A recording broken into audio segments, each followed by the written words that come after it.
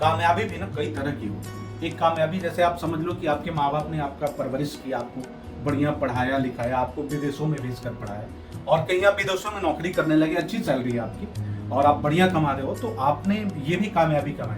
लेकिन अब उस माँ बाप से आप पूछना कि उस माँ बाप के ऊपर क्या गुजरता होगा जिसके लिए एकमात्र सहारा आप थे और उन्होंने आपको विदेश में इसलिए भेजा था ताकि आप अच्छा पढ़कर अच्छा कामयाब बनोगे और उनके लिए एक बहुत अच्छा सहारा बनोगे। लेकिन आज वैसे माँ बाप ना जाने कितनी संख्या में, हजारों और लाखों की संख्या में ऐसे बेसहारा माँ बाप इस हिंदुस्तान में रहते हैं जिन्होंने अपने बच्चे की परवरिश विदेशों में भेजकर किया था, अपने बच्चों को हर वो सुख सुविधा देने का काम किया ताकि उनका बच्चा बहुत अच्छा कामयाब इंसान बने और उनके लिए उनके बुढ़ापे का बहुत बड़ा सहारा बन सके। आज वो माँ बाप बेसहारा घूम रहे हैं। उनके अगर उन्हें कोई छोटी बीमारी भी होती है ना तो वो पड़ोस वालों के ऊपर निर्भर है।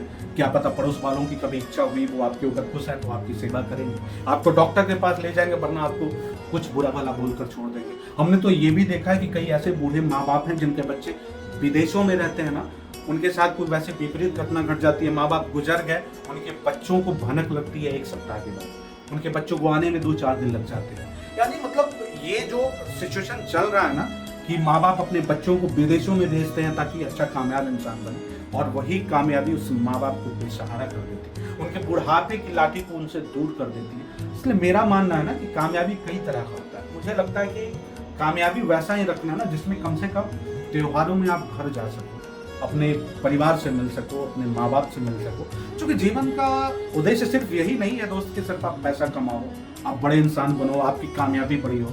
जीवन का मुझे लगता है सबसे बड़ा उद्देश्य ये होना चाहिए कि आप अपनी जिम्मेदारियां परिवार के प्रति कैसे निभा सकते हो, आप अपने बूढ़े माँ बाप का सहारा कैसे बन सकते हो, आप अपने बूढ़े माँ बाप की जिम्मेदारियों को कैसे संभाल सकते हो, उनकी रिक्वायरमेंट को कैसे समझ सकते हो। अगर आप विदेश में रह रहे हो और आपके माँ बाप भारत में रह रहे हैं, हिंदुस्तान में रह रहे हैं, आप दूर रह के उनसे महीने 2 महीने पे फोन से बात कर सकते हो, आप उनका सहारा नहीं बन सकते हो। इसलिए ये चुनना ना आज के बच्चों के लिए बहुत बड़ी चुनौती हो गई है और खास करके माँ बाप को भी समझना चाहिए। हमने ऐसे माँ बाप को देखा है जिनके बच्चे विदेश पढ़ने गए और वो विदेशी बनकर रह गए, माँ बाप का सहारा छिन गया, वो माँ बाप उनका बुढ़ापा बेसहारा हो गया।